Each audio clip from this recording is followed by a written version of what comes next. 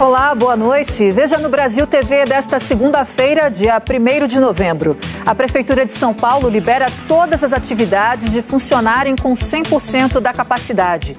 Os corpos dos 26 suspeitos que morreram em ação policial em Varginha estão no IML de Belo Horizonte. O risco de um novo desmoronamento fez a polícia suspender a perícia na gruta que desabou no interior de São Paulo. E ainda morre no Rio de Janeiro Nelson Freire, um dos pianistas mais talentosos do planeta. É agora no Brasil TV.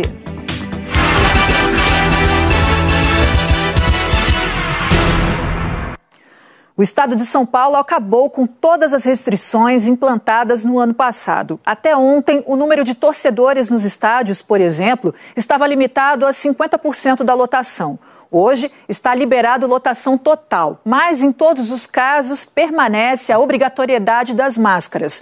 Os especialistas estão cautelosos. Ainda não é hora para relaxar de vez. A partir de hoje, bares, restaurantes, shoppings, estádios, baladas podem voltar a funcionar com 100% da lotação.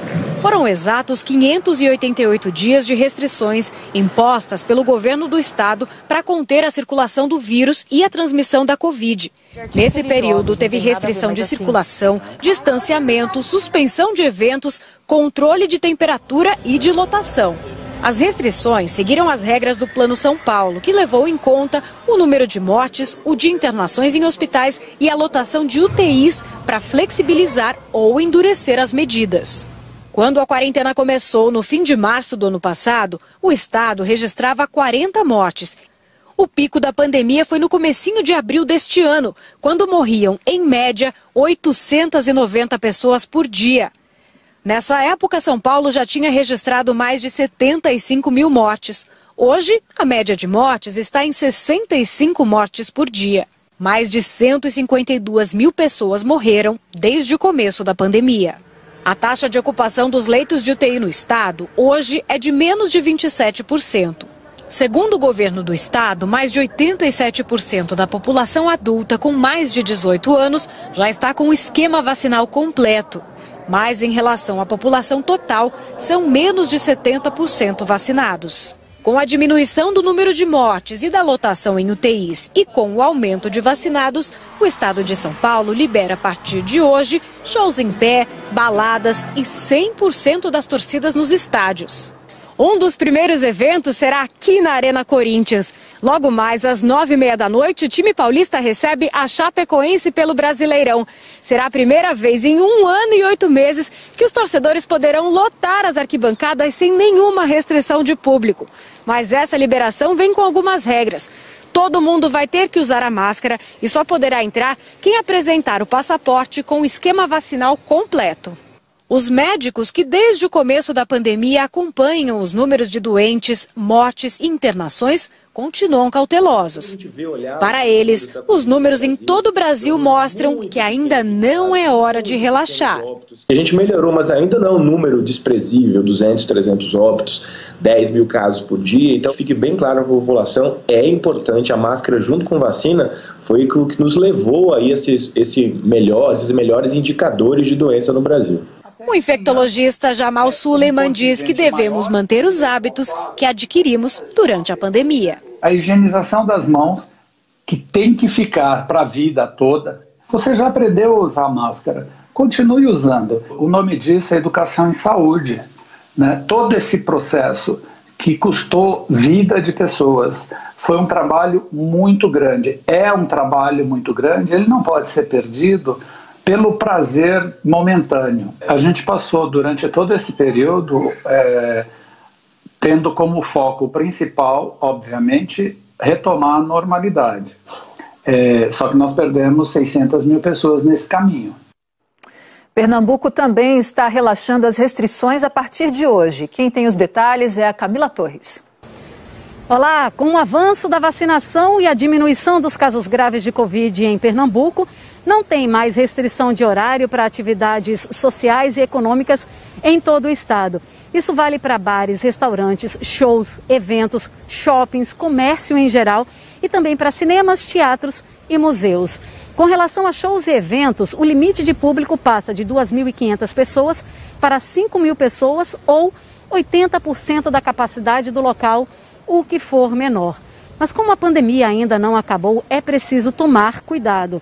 Por isso, 90% dos ingressos são para as pessoas que estão com o esquema vacinal completo e os outros 10% para quem tomou só a primeira dose, e essas pessoas precisam apresentar um teste de Covid negativo para entrar.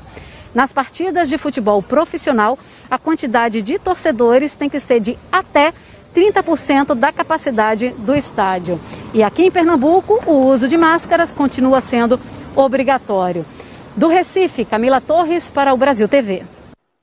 Depois de amanhã, a máscara não será mais obrigatória ao ar livre no Distrito Federal, só em lugares fechados. A novidade vem junto com a flexibilização de outras regras. No Parque da Cidade, muitas máscaras nesse fim de semana. Sim, tô falando dessas de Halloween. Agora a máscara de proteção mesmo, nem todo mundo usa quando está por aqui.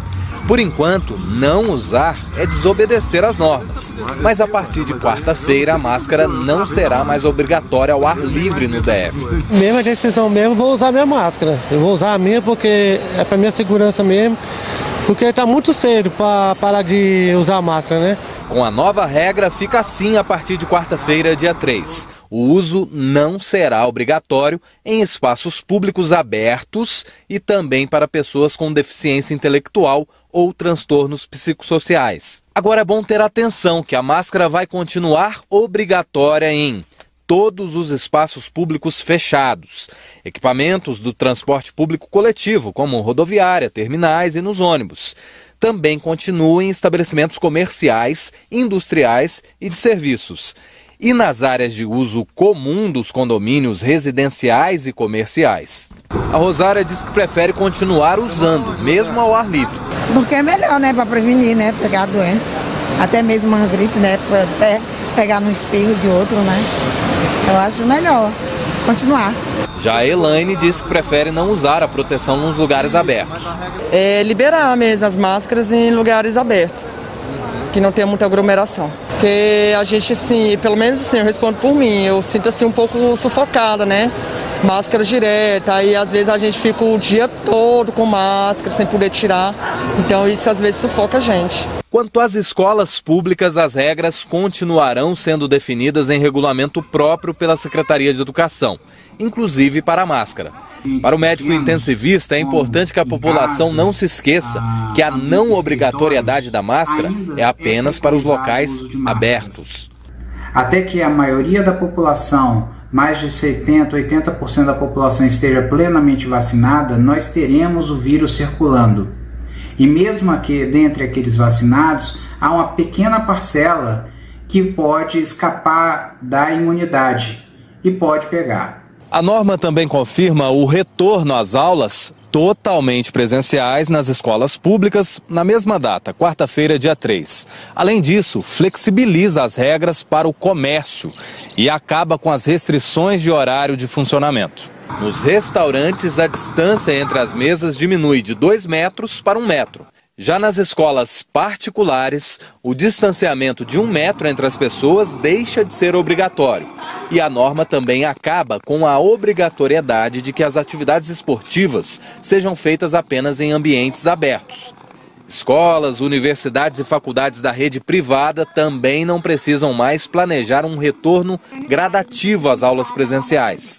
Nos cultos, missas e rituais religiosos, o decreto determina que os assentos sejam intercalados, com no máximo 6 pessoas por banco. Os corpos dos 26 suspeitos de integrar uma quadrilha de roubo a bancos mortos numa ação policial em Varginha foram encaminhados para o IML de Belo Horizonte.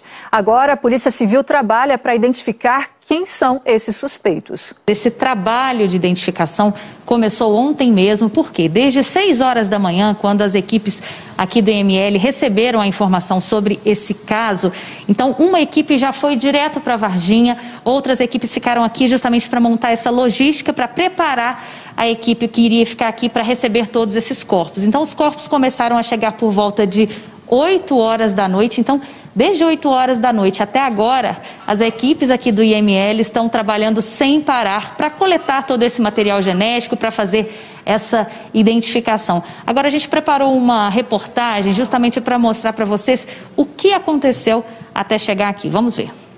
12 médicos legistas e 7 peritos ficaram de prontidão no Instituto Médico Legal de Belo Horizonte para fazer a identificação dos 26 corpos encaminhados de Varginha. A transferência começou ontem por volta das 4 da tarde e só terminou à noite. Hoje de manhã, parentes das vítimas foram ao IML da capital para fazer o reconhecimento dos corpos. Segundo a Polícia Rodoviária Federal, os confrontos com os suspeitos aconteceram em 2 sítios diferentes, localizados em 2 saídas de Varginha. Na primeira, bandidos atacaram as equipes da Polícia Rodoviária e da PM e 18 criminosos morreram. Em uma segunda chácara foi encontrada outra parte da quadrilha. Houve intensa troca de tiros e 8 suspeitos baleados não sobreviveram. A Polícia Civil informou que um caseiro que trabalhava em um dos sítios está entre os 26 mortos na ação.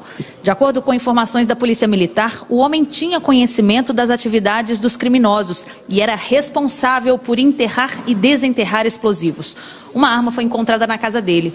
O grupo já vinha sendo investigado há alguns meses. De acordo com a polícia, os homens tinham armamento de guerra e relação com roubos a banco em Minas e em outros estados.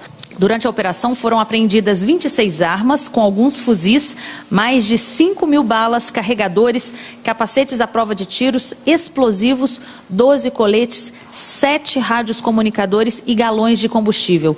12 carros roubados que estavam com o grupo foram recuperados. O BOP afirmou que os suspeitos chegaram a ser socorridos com vida, mas não resistiram. Nenhum policial ficou ferido na ação. A cobertura completa sobre essa operação, que terminou com 26 mortes, daqui a pouco no Jornal Nacional. E a Polícia Civil cancelou a perícia prevista para hoje na gruta, onde 9 bombeiros civis morreram soterrados em Altinópolis, no interior de São Paulo. O Dirceu Martins acompanhou os trabalhos e traz as atualizações. Nós estamos na entrada da trilha para a Gruta Duas Bocas, que fica a 7 quilômetros daqui, numa área ainda mais isolada e de difícil acesso. Tem chovido bastante, choveu a manhã toda, agora a chuva deu uma trégua, mas por conta disso, as estradas de terra aqui, ainda continuam bastante encharcadas e o deslocamento complicado. Por isso foram montadas 2 bases. Nós estamos na primeira e a segunda fica lá embaixo, além dessa imagem que a gente está vendo agora, a 1 quilômetro da gruta. Por isso e por questões de segurança, nós não podemos descer até lá. A previsão era que os policiais começassem a perícia nesta manhã, mas como você falou, ela foi cancelada por hoje por causa do risco de novos desabamentos. Segundo a Secretaria da Segurança Pública de São Paulo, uma equipe da polícia esteve ontem no local e fez a perícia da entrada da gruta, mas não atingiu o interior por causa da instabilidade do solo e desse risco de desabamento. A polícia vai usar imagens feitas pelas equipes de resgate de dentro da gruta para as investigações. Desde manhã, hoje, 15 bombeiros estão lá embaixo garantindo a segurança e a preservação da área. Eles colocaram hastes para segurar e evitar que o teto desabe. Os corpos de 6 das 9 vítimas estão sendo velados no ginásio de esportes Marinheirão, em Batatais. Familiares e amigos prestaram homenagem e se despediram. Segundo a mãe do instrutor Rodrigo Trifone Calegari, o grupo passaria a noite na gruta como parte do treinamento. O filho de 32 anos morreu no local.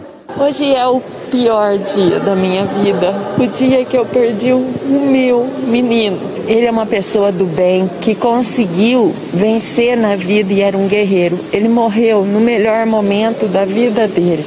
A Daiane conta que a irmã Jennifer Carolina da Silva era bombeira civil há 2 anos. É difícil, né? Minha irmã só tinha 25 anos, era a profissão que ela amava. Ela era uma guerreira, amava ajudar as pessoas e, no fim, ela que teve que acabar sendo resgatada. A Prefeitura de Batatais decretou luto oficial de 3 dias. Os corpos das outras 3 vítimas serão velados hoje em Altinópolis e Sales Oliveira, no interior de São Paulo, e em Monte Santo de Minas, em Minas Gerais. O acidente aconteceu na madrugada de sábado para domingo. Um grupo de 28 pessoas estava na gruta para treinar salvamento em áreas de difícil acesso. As técnicas de resgate noturno faziam parte do curso e, por isso, algumas pessoas resolveram dormir na caverna. Pouco depois da meia-noite, o teto desabou e 10 bombeiros foram soterrados. A operação de resgate durou cerca de 20 horas. Os bombeiros usaram um helicóptero para retirar as vítimas do local. A força-tarefa também contou com policiais, geólogos e voluntários. Agora, olha essa história. Na véspera de finados, criminosos levaram uma estátua de bronze de Jesus de um túmulo do cemitério da Saudade em Bauru, no interior paulista. A estátua, de tamanho natural, mede 1,75 m de altura. Segundo a dona do túmulo, ela contratou uma mulher para fazer a limpeza do local. E quando a zeladora chegou no cemitério, percebeu que a estátua havia desaparecido. Um boletim de ocorrência foi registrado e a polícia vai investigar o sumiço da estátua de Jesus. Comerciantes apostam no dia de finados para aquecer as vendas de flores e velas, mas o consumidor deve preparar o bolso, pois pode pagar mais caro pelos produtos. Já são 12 anos de trabalho nesta barraca. A Silvina é comerciante e cuida desse ponto que fica em frente ao Cemitério da Saudade, em Marília. Aqui ela vende flores, velas, água para todo mundo que vem até o local.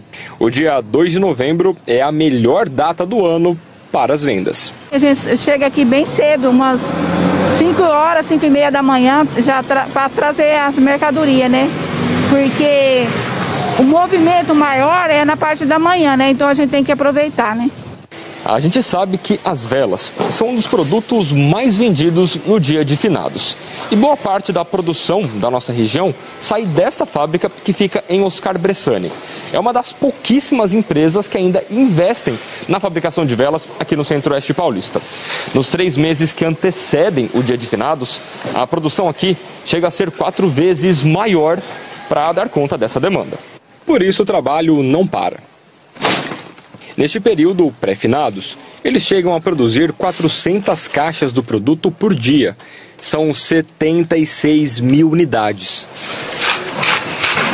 A fábrica produz até 12 tipos diferentes. Além das velas tradicionais, eles apostam nas velas aromáticas de 7 dias. Quem fundou a empresa há mais de 30 anos foi o seu João.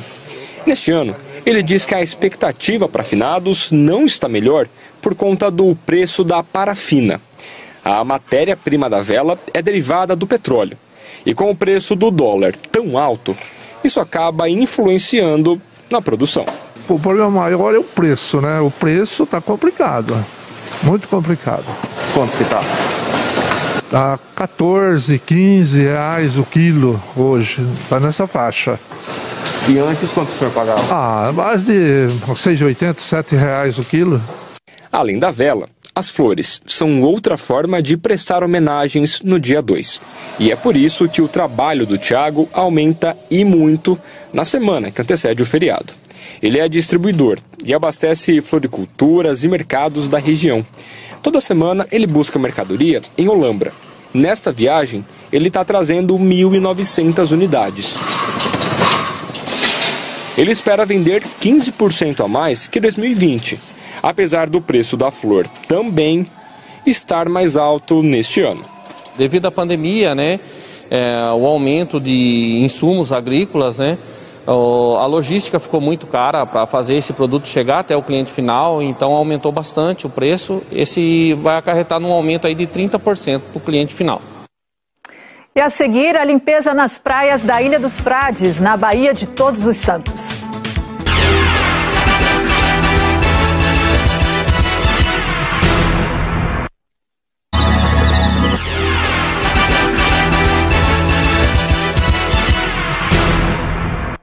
Brasil TV de volta. Voluntários fizeram um mutirão para retirar a sujeira do mar na Ilha dos Frades, na Baía de Todos os Santos. A ação faz parte dos 520 anos da maior baía do Brasil e a segunda maior do mundo. O Mauro Anchieta conta pra gente como foi essa limpeza. A Baía de Todos os Santos, a maior do Brasil, tem mais de 1.200 quilômetros quadrados e 56 ilhas. É numa dessas ilhas, a Ilha dos Frades, que foi realizado um mutirão de limpeza. Desde 2016, a Ilha dos Frades tem o selo Bandeira Azul de Sustentabilidade. Mergulhadores voluntários encontraram de tudo no mar. No meio da sujeira tinha, por exemplo, pneus, cabos e plásticos. É uma ação que costuma acontecer em várias praias baianas para preservar esse patrimônio que desde 1999 é uma APA, Área de Proteção Ambiental, e que desde 2014 é sede da Amazônia Azul, com base na Convenção das Nações Unidas sobre o Direito do Mar. A Amazônia Azul é definida pela Marinha como os espaços oceânicos e ribeirinhos que preservam os mares e rios. Mauro Anchieta para o Brasil TV. E uma família de peixes-boi marinhos fez a alegria de banhistas em um rio de Belém. O Ingo Miller conta pra gente. Em Belém, os banhistas que aproveitaram o domingo para se refrescar nas praias de rio do distrito de Mosqueiro foram surpreendidos por uma visita inusitada. Um casal de peixes-bois que, acompanhado do filhote, chegaram bastante perto da orla. Segundo os especialistas, os animais estavam acasalando e procuraram esse local por ser mais tranquilo, sem ondas. A cena prontamente chamou a atenção de todo mundo que estava na praia e foi registrada pelos celulares dos curiosos. O peixe-boi adulto pode chegar a medir 3 metros de comprimento e pesa quase 500 quilos. Apesar disso, é um animal bastante manso, considerado vulnerável pelos biólogos e, por isso, precisa ser preservado. Ingo Miller para o Brasil TV. Morreu hoje de madrugada Nelson Freire, um dos pianistas mais talentosos do mundo. O músico estava em casa no bairro do Joá, aqui no Rio de Janeiro. Cada apresentação é uma apresentação como se fosse, quase como se fosse uma primeira vez, sempre, né? Uma nova conquista em cada concerto.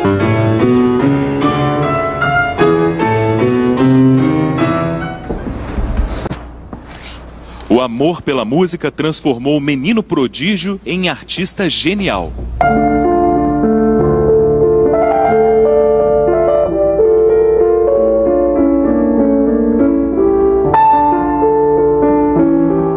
Fazer música não é uma competição, não é Você tem de estar tranquilo, tem de não ter nem menos nem mais responsabilidade do que a música.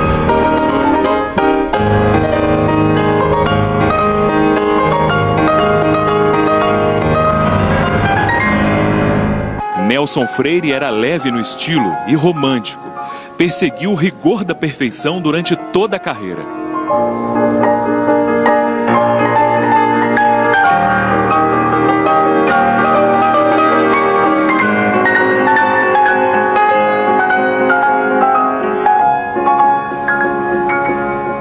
Mineiro de Boa Esperança impressionou a família com as primeiras notas aos 3 anos de idade, observando a irmã tocar.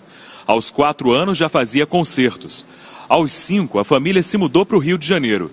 E aos 12, ele foi premiado num concurso internacional de piano.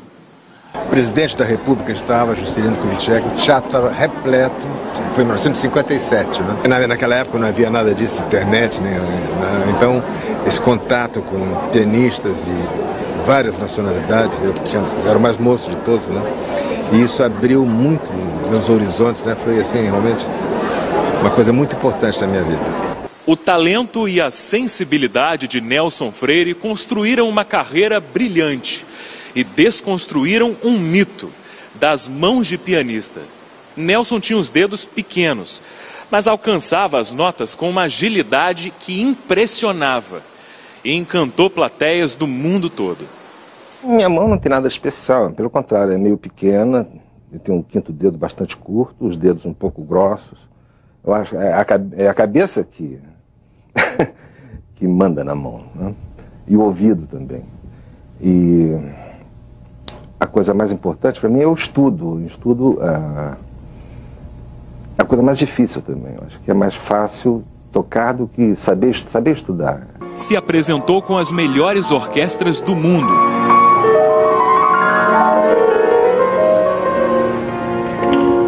Fez carreira na Europa e formou uma parceria durante décadas com a pianista argentina Marta Argerich.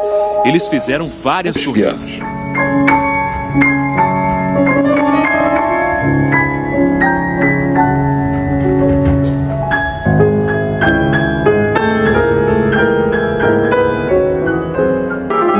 Freire foi um dos maiores intérpretes de Beethoven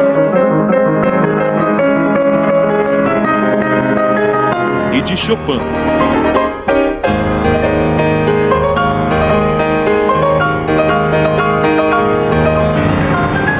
Mozart foi um dos seus compositores favoritos.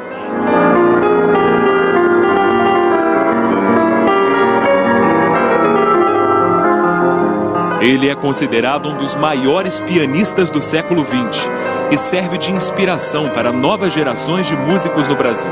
O médico cuida do seu corpo, o professor te educa e o artista alimenta o seu espírito, né? O meu sonho é ver esse teatro cheio dessas crianças.